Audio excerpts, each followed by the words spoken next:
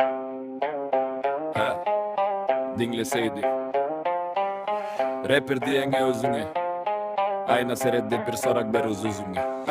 Sen neme üçün özüne rapper diyen mikrofon tutmak bilen bolmayar bu iş. Sen rapper delsen bakşı yöne anam orran o köne mektepten köneden sen ol yer barıp bilmersin köne mektep nirde sen nirde. Sen taze mektepçede bolmadın flow yok stil yok sözlerin manısız rap del bu. Bu boş gürleme rapper del sen dinle boş gürleyen adı rap boluk manisi yok deyip bilen köne mektep del tede del ortada galen samsik setterler bilen bakşiçilegan ne devam et bolyame rap